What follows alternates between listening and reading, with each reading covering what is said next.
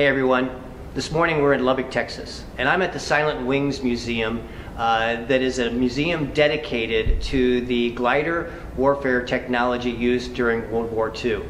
In fact, they have one of the remaining 7 gliders here at the museum.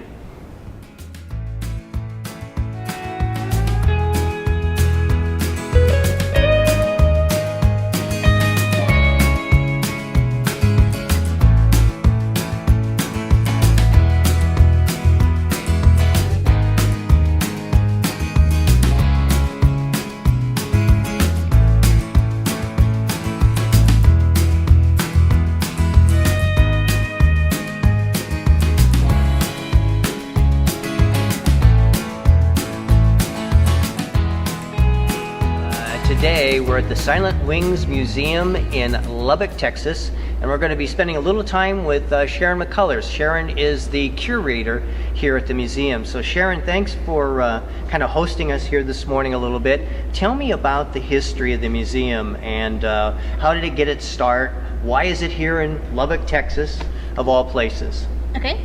The Silent Wings Museum was actually founded by the World War II Glider Pilots Association. They got together in the early 1970s, had their first reunion in 1973, and very quickly decided that they needed to collect and preserve their own history, their own legacy within World War II. Okay. The glider program was not unknown. All the airborne guys know about the glider program, but it wasn't something that was being highlighted in the museums and the literature at the time. So they got together and started gathering up materials from their own collections and from things that were being released by the government, reports and things like that. And in 1983 established a museum in Terrell, Texas, which is actually the site of one of those glider training bases. They train British glider pilots. Okay. That's out of Terrell.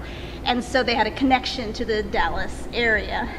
And they established that museum, and it was a going concern until the late 1990s, when they decided that this is 45 years after the war ended, they were all wanting to retire and do something different, and they wanted that legacy preserved. So they contacted the city of Lubbock, and the Silent Wings Museum was established within the city of Lubbock Municipal Museum structure. Okay. And opened here in 2003. Oh wow. And the mission of the museum is the same as it was before, but our main mission now is to preserve that legacy, preserve those artifacts, and continue to tell the story of the World War II glider program. Yeah, it is really a very nice facility, well done, and all the artifacts are well displayed here, so you can tell that it's a fairly new museum. So Sharon, you were telling me earlier about some of the training that went on here at the base, and share a little bit about that with our audience. South Plains Army Airfield was established in June of 1942, which is fairly early in the glider program, and they were still working out exactly what would happen at South Plains Army Airfield. They knew that they would train the CG-4A. There are a number of steps before and after the training that took place here. They would go through sailplane training and some light plane training, and then when they got to South Plains Army Airfield by May of 1943, this was the main base for what they called advanced glider training, which was actually learning to fly the CG-4A. Okay. And handle that glider. And then they would move on after that 6-week course to other training bases for tactical training and combat training and infantry training. But this is where the majority of the 6,000 glider pilots that were trained in World War II took their advanced glider training and were awarded their G wings, their flight wings with the G. Yeah, I saw those in one of the displays in the museum. It was really cool. The CG-4A glider is, of course, a glider, so it's an engineless aircraft, and so it has to be towed into the air with a tow plane. During training, they used all sorts of different things. You could tow a CG-4A glider into the air with a P-38, which is pretty cool. At South Plains Army Airfield, they used C-60 Lodestars, which is kind of a workhorse for glider training operations at South Plains Army Airfield and other airfields. The C-47, which we have a static display out front of the museum, so you can see what that looks like. The British called it a Dakota. It's actually a civilian DC-3 that was pressed into service and called a C-47 during World War II. The C-47 is the main tow plane during combat operations for the CG-4A. The British had other gliders that were bigger than the CG-4A, and they were towed by British bomber, 4-engine bombers. But the C-47 was the 2-engine aircraft used to tow the gliders into combat most often. And it was really important to have a symbiotic relationship between that C-47 pilot or any tow pilot and the pilot of that CG-4A glider, because when you're taking off, you have a 350-foot tow rope between the tow plane and the glider itself. And you're going down the runway and you bring that glider up to speed, and the glider actually takes off before the C-47 takes off. And then there's a certain angle, certain optimal angle, either above or below the turbulence created by the tow plane, that you're going to ride in as your glider, or you're going to be bumping along in that slipstream. And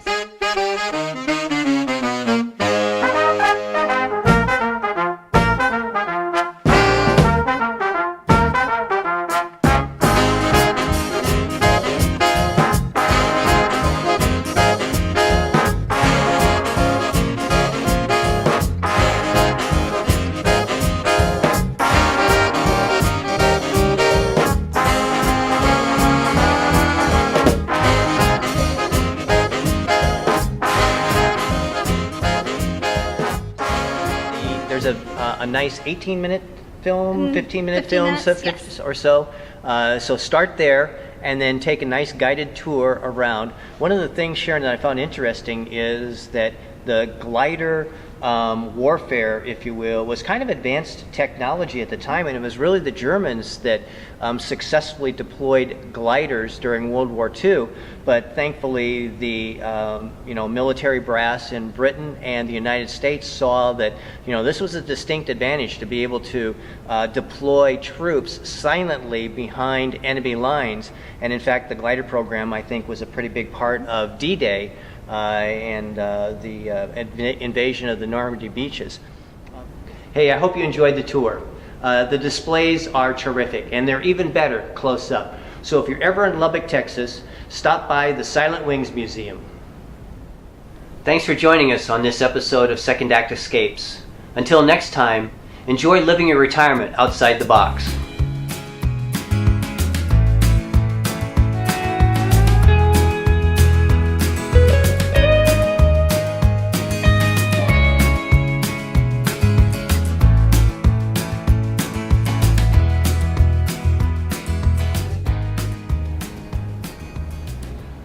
I hope you found that interesting today.